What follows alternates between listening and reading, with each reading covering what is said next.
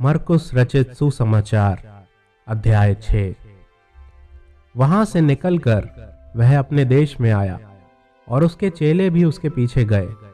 सब्त के दिन वह आराधनालय में उपदेश करने लगा और बहुत से लोग सुनकर चकित हुए और कहने लगे, इसको ये बातें कहां से आ गई? ये कौन सा ज्ञान है जो उसको दिया गया है? कैसे सामर्थ के काम इसके हाथों से प्रकट होते हैं? क्या ये वही बढ़ई नहीं जो मरियम का पुत्र और याकूब, योसेस, यहूदा और शमौन का भाई है? क्या उसकी बहनें यहाँ हमारे बीच में नहीं रहती? इसलिए उन्होंने उसके विषय में ठोकर खाई।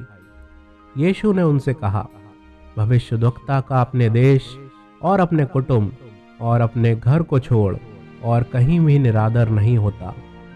वह वहां कोई सामर्थ का काम ना कर सका, केवल थोड़े से बीमारों पर हाथ रखकर उन्हें चंगा किया।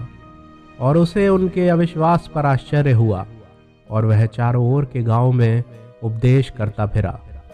उसने 12 को अपने पास बुलाया और उन्हें 2-2 करके भेजने लगा और उन्हें अशुद्ध आत्माओं पर अधिकार दिया। उसने उन्हें आज्ञा दी, मार्ग के लिए लाठी को छोड़ और कुछ ना लो, ना तो रोटी, ना झोली, ना बटुए में पैसे, परंतु जूतियां पहनो और 2-2 कुर्ते ना पहनो। और उसने उनसे कहा, जहां कहीं तुम किसी घर में उतरो तो जब तक वहां से विदा ना हो तब तक उसी घर में ठहरे रहो। जिस स्थान के लोग तुम्हें ग्रहण ना करें और तुम्हारी ना सुने, वहां से चलते ही अपने तलवों की धूल झाड़ डालो कि उन पर गवाही हो।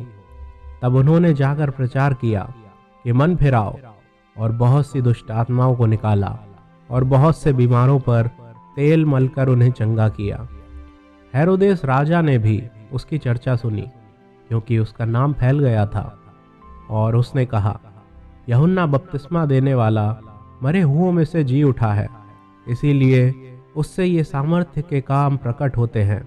अन्य लोगों ने कहा, यह एलिय्याह है, परंतु कुछ अन्य ने कहा, भविष्यद्वक्ता या भविष्यद्वक्ताओं में से किसी एक के समान है। हेरोदेस ने यह सुनकर कहा, जिस यूहन्ना का सिर मैंने कटवाया था वही जी उठा है। हेरोदेस ने अपने भाई फिलिपुस की पत्नी हेरोदियास के कारण, जिससे उसने विवाह कर लिया था, लोगों को भेजकर यूहन्ना को पकड़वाकर बंदी गृह में डाल दिया था, क्योंकि यूहन्ना ने हेरोदेस से कहा था, अपने भाई की पत्नी को रखना तुझे उचित नहीं। इसलिए हेरोदियास उससे बैर रखती थी और ये चाहती थी कि उसे मरवा डाले, परंतु ऐसा ना हो सका, क्योंकि हेरोदेस यूहन्ना को धर्मी और पवित्र पुरुष जानकर उससे डरता था और उसे बचाए रखता था, और उसकी बातें सुनकर बहुत घबराता था, पर आनंद से सुनता था। ठीक अवसर आया जब हेरोदेस ने अपने जन्मदिन में अपने प्रधानों और सेनापतियों और गलील के बड़े लोगों के लिए भोज किया, तो हेरोदियास की बेटी भीतर आई और नाचकर हेरोदेस को और उसके साथ बैठने वालों को प्रसन्न किया। तब राजा ने लड़की से कहा, तू जो चाहे मुझसे मांग, मैं तुझे दूंगा। और उससे शपथ खाई, मैं अपने आधे राज्य तक जो कुछ तू मुझसे मांगेगी मैं तुझे दूंगा। उसने बाहर जाकर अपनी माता से पूछा, मैं क्या मांगूं? वह बोली, यूहन्ना बपतिस्मा देने वाले का सिर। वह तुरंत राजा के पास भीतर आई और उससे विनती की, मैं चाहती हूँ कि तू अभी यूहन्ना बपतिस्मा देने वाले का सिर एक थाल में मुझे मंगवा दे। तब राजा बहुत उदास हुआ, परंतु अपनी शपथ के कारण और साथ बैठने वालों के कारण उसे टालना न चाहा। अतः राजा ने तुरंत एक सिपाही को आज्ञा देकर भेजा कि उसका सिर काट लाए। उसने जेल खाने में जाकर उसका सिर काटा और एक थाल में रखकर लाया और लड़की को दिया, और लड़की ने अपनी माँ को दिया। यह सुनकर यूहन्ना के चेले आए और उसके शव को ले गए और कब्र में रखा।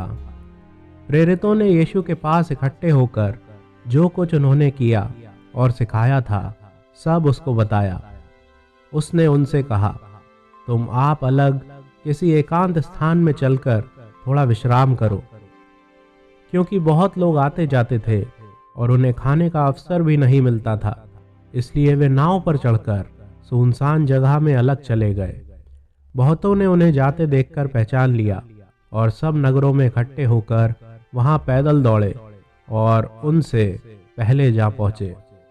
उसने उतरकर बड़ी भीड़ देखी और उन पर तरस खाया, क्योंकि वे उन भेड़ों के समान थे जिनका कोई रखवाला ना हो, और वह उन्हें बहुत सी बातें सिखाने लगा। जब दिन बहुत ढल गया तो उसके चेले उसके पास आकर कहने लगे, यह सुनसान जगह है और दिन बहुत ढल गया है। उन्हें विदा कर ये चारों ओर के गांव और बस्तियों में जाकर अपने लिए कुछ खाने को मोल लें। उसने उत्तर दिया, तुम ही उन्हें खाने को दो। उन्होंने उससे कहा, क्या हम 100 दीनार की रोटियां मोल लें और उन्हें खिलाएं? उसने उनसे कहा, जाकर देखो तुम्हारे पास कितनी रोटियां हैं। उन्होंने मालूम करके कहा, 5 और 2 मछली भी। तब उसने उन्हें आज्ञा दी कि सबको हरी घास पर पांति पांति से बैठा दो। वे 100 और 50 करके पांति पांति बैठ गए।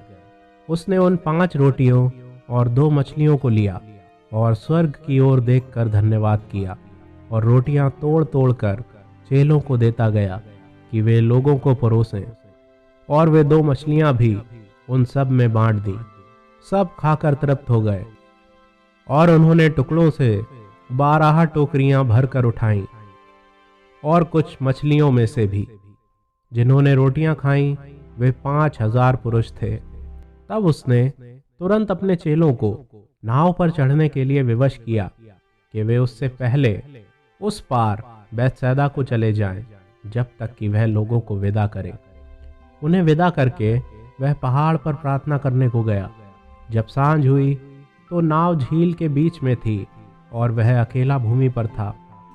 जब उसने देखा कि वे खेते खेते घबरा गए हैं, क्योंकि हवा उनके विरुद्ध थी, तो रात के 4थे पहर के निकट वह झील पर चलते हुए उनके पास आया और उनसे आगे निकल जाना चाहता था, परंतु उन्होंने उसे झील पर चलते देखकर समझा कि भूत है और चिल्ला उठे, क्योंकि सब उसे देखकर घबरा गए थे। पर उसने तुरंत उनसे बातें की और कहा, ढांढस बांधो, मैं हूँ, डरो मत। तब वह उनके पास नाव पर आया और हवा थम गई और वे बहुत ही आश्चर्य करने लगे। वे उन रोटियों के विषय में ना समझे थे, क्योंकि उनके मन कठोर हो गए थे। वे पार उतरकर गन्नेसरत में पहुंचे और नाव घाट पर लगाई। जब वे नाव पर से उतरे तो लोग तुरंत उसको पहचान कर आसपास के सारे देश में दौड़े और बीमारों को खाटों पर डालकर जहां जहां समाचार पाया कि वह है, वहां वहां लिए फिरे। और जहां कहीं वह गांवों, नगरों और बस्तियों में जाता था, लोग बीमारों को बाजारों में रखकर उससे विनती करते थे कि वह उन्हें अपने वस्त्र के आंचल ही को छू लेने दे, और जितने उसे छूते थे सब चंगे हो जाते थे।